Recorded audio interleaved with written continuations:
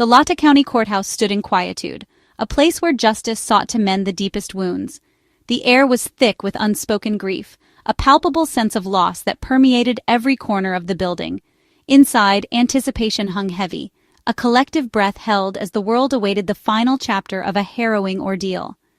On July 23, 2025, in a courtroom filled with hushed expectation, Judge John Judge prepared to deliver the sentence, a pronouncement that would echo far beyond the walls of the courthouse. The weight of responsibility was evident in his demeanor, the gravity of the moment etched upon his face. The words resonated with finality. Life in prison, no parole, for Brian Christopher Kohberger. A sentence designed to reflect the magnitude of the crimes, a punishment intended to provide a measure of solace to those who had suffered immeasurably.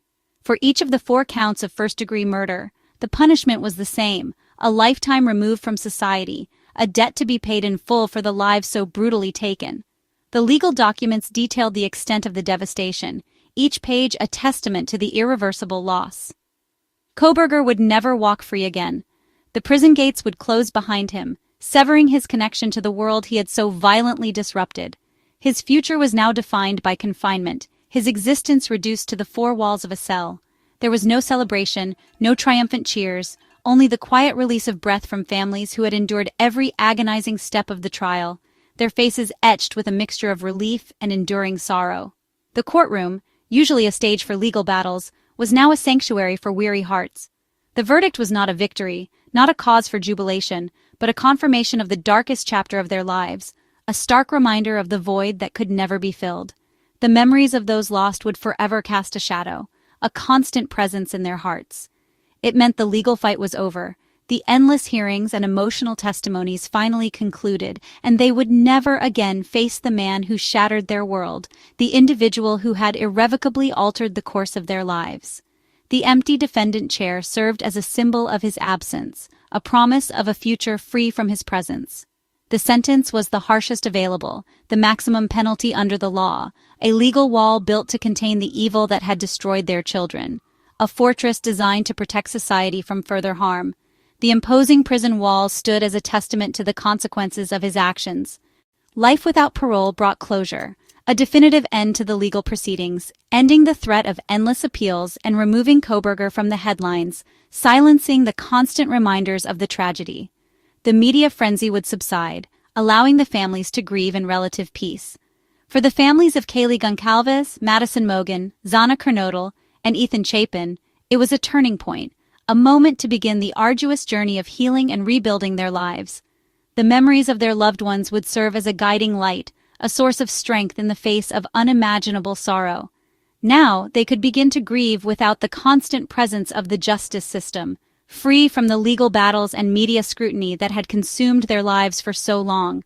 The quiet of the empty courtroom offered a space for reflection and remembrance.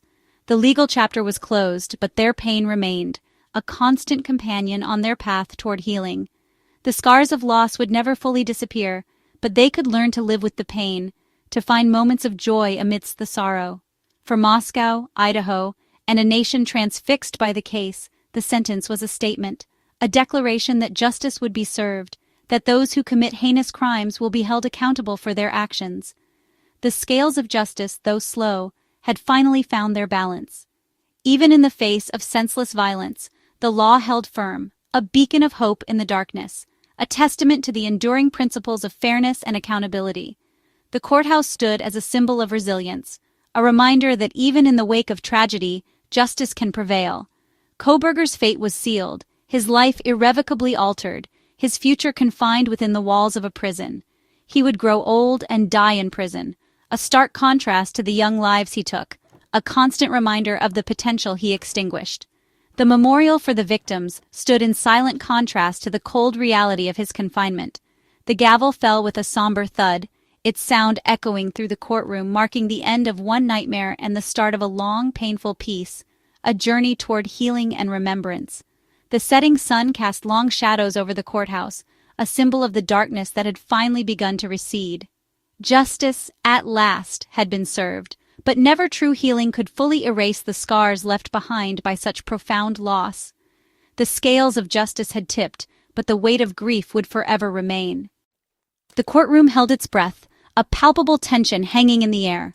The weight of the proceedings settled heavily as the most powerful voices prepared to speak. These voices belonged to the families of the victims. They were the heart of the matter, the reason for the somber gathering. Their presence was a constant reminder of the devastating loss. Steve Goncalves, Kaylee's father, stepped forward. He spoke with raw anger, a father's fury unleashed by unimaginable pain. His words cut through the silence, demanding justice and accountability. He was describing his daughter as a force of nature, a vibrant spirit extinguished far too soon. He painted a picture of her energy, her ambition, and her boundless potential. A light extinguished for no reason, a senseless act that robbed the world of her brilliance. He looked directly at Kohberger, his gaze unwavering, and promised his daughter's memory would be honored, that her life would not be forgotten. He vowed to fight for justice, to ensure that her legacy would endure.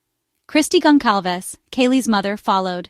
She shared memories of laughter and dreams, moments of joy that now felt bittersweet, painting a vivid picture of Kaylee, her personality, her quirks, and her passions. And her best friend Madison, their inseparable bond, a testament to the power of friendship. She spoke of the void left in their family, an emptiness that echoed through their lives. A grief no verdict could ever truly fill, a wound that would likely never fully heal. Ethan Chapin's parents, Stacy and Jim, took their turn. They remembered their son's infectious smile, a beacon of light that brightened every room, and the simple joys stolen from them, the future milestones they would never share. They addressed Kohberger with sorrow, their voices filled with a mixture of pain and disbelief. Asking the question that haunted them, why? A question that may never have a satisfactory answer. Zana Kernodle's family stepped up. They recalled her fierce spirit, her unwavering determination, and her zest for life, and deep love for Ethan, their connection a source of strength and joy. Her sister recounting their last conversations, precious memories now tinged with sadness. Each family reclaimed the narrative, taking back the power that had been stolen from them, ensuring the day was about Kaylee, Madison, Ethan, and Zana, their lives, their stories, their legacies, not their killer, refusing to allow him to define their narrative or overshadow their memories. Their united voices were a powerful tribute to the lives lost, a testament to the enduring power of love and family. The courtroom was filled with love, grief, and the unwavering determination to remember those who were taken too soon. Their words echoed far beyond the courthouse walls, resonating with anyone who has ever experienced loss. The two surviving roommates, Dylan Mortensen and Bethany Funke, were also victims.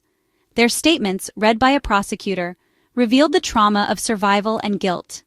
They described the haunting sounds of that night, the what-ifs that will follow them forever. Their lives are now marked by fear, insomnia, and the pain of being the ones who lived. They lost not just friends but a chosen family. Their grief is compounded by trauma, a sorrow few can understand. The court recognized their unique pain, acknowledging the heavy burden they carry. Their survival is a miracle, but it comes with scars. As the world moves on, they are left with memories and the weight of being the ones who survived. Their journey of healing is just beginning. Before the horrific events that unfolded, before the nation was gripped by fear and sorrow, there was a young man named Brian Kohberger. Brian Kohberger was, in many ways, an enigma, a puzzle that investigators and the public alike are still trying to piece together. What drove him? What shaped him? He was unremarkable in some aspects, blending into the background of everyday life, yet he possessed a sharp, intelligent mind, capable of complex thought and analysis. But beneath the surface of academic achievement, there was a noticeable social awkwardness, a difficulty in connecting with others on a deeper level. He often seemed to struggle in social situations. He spent his formative years growing up in Pennsylvania, in a seemingly normal suburban environment. His past held no overt signs of the darkness to come. No violent history, no glaring red flags that would have predicted the events that transpired. A seemingly clean slate. Those who knew him described him as intense, someone who could fixate on details and exhibit a piercing gaze. At times, he came across as arrogant, displaying an inflated sense of self-importance. More often than not, he was an isolated individual, preferring solitude to social interaction. Driven by an apparent fascination with the criminal mind, he pursued a master's degree in criminal justice. He dedicated himself to studying the intricate workings of criminal psychology, dissecting the motivations and behaviors of those who commit heinous acts with a chilling focus. His academic interest in the world of crime wasn't just a passing fancy, it was a deep and consuming passion. It's a chilling irony that as he delved deeper into the study of crime, a darkness was simultaneously taking root within his own psyche. His personal relationships were often strained and fleeting, marked by difficulty in forming lasting connections. In many ways, Bryan Kohberger was a man of contradictions, a complex individual with conflicting traits and tendencies. There were whispers of past struggles with drug use, hinting at a deeper inner turmoil and a battle against personal demons. But by all accounts, he appeared to have overcome those challenges, seemingly putting that chapter of his life behind him. On the surface, he was diligently working towards building a promising future for himself in the field of criminology. But beneath the carefully constructed facade, there was a void, an emptiness that seemed to consume him. It was a chilling emptiness, a fertile ground where a sinister darkness could take root and fester, ultimately leading to unimaginable horror. Was Bryan Kohberger simply a troubled soul who reached a breaking point, a psychological snap that led to unspeakable acts?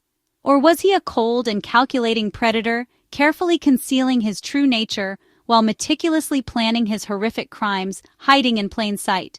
While the full picture may never be completely clear, the overwhelming weight of the evidence points to the latter, painting a disturbing portrait of a calculated killer. In 2022, Kohberger moved to Pullman, Washington, to begin a PhD at Washington State University. To colleagues, he was intense, intelligent, and sometimes intimidating, a dedicated scholar, but this was a facade.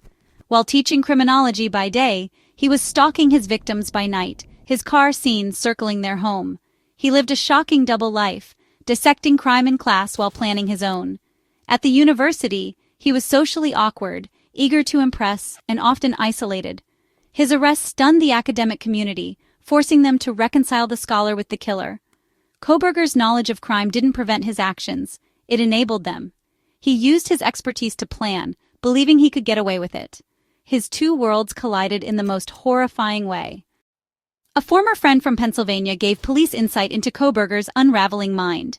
In the months before the murders, Kohberger grew distant and strange. After the killings, he reached out, asking probing questions about the case with unsettling curiosity. The friend described a man who seemed detached, lacking empathy, and performing humanity rather than feeling it. This testimony painted Kohberger as someone rehearsing darkness long before he acted. The signs were subtle, visible only in hindsight. He was fascinated by evil and finally stepped into it. Sometimes the warning signs are only clear after tragedy. After the murders, Kohberger returned to his life, but he carried physical evidence, scratches on his hands and arms. When arrested, he claimed they were from mundane activities, but the marks matched defensive wounds. The injuries became key evidence, silent proof of a desperate struggle. DNA on a knife sheath at the scene matched Kohberger, linking him directly to the crime. He never explained the injuries, remaining silent as the evidence mounted. The scratches told a story his words could not deny. They remain a permanent mark of his guilt and the victim's bravery. The truth was written on his skin. Despite the conviction, one question remains. Why? Kohberger never explained his actions. He didn't know the victims, and there was no clear motive. The lack of answers torments the families and community. Experts speculate about dark fantasies, a desire for control, or an obsession with the victims. His repeated visits to their home suggest a fixation, but the true motive is lost. Without a confession, theories are all that remain. The void of motive leaves families in limbo, searching for meaning in senseless violence. Kohberger will take his secrets to prison. The question of why will echo for a lifetime. Some answers may never come. The sentencing closed a legal chapter, but Moscow, Idaho, is still healing. The crime shattered the town's sense of safety and innocence. Fear lingered long after the arrest, and trust was shaken. The University of Idaho became a place of mourning. Its spirit changed. The King Roadhouse was demolished, but the memory remains. Friends and the wider community carry the pain daily, far from the media spotlight. Their grief is quiet, ongoing, and deeply personal. The legal system provided accountability but not restoration. 4 bright futures were stolen, and the trauma endures. Moscow will heal, but it is forever changed. The tragedy is a reminder of life's fragility and the impact of violence. The pain remains, a testament to love and loss. The memory of Kaylee, Madison, Ethan, and Xana will never fade.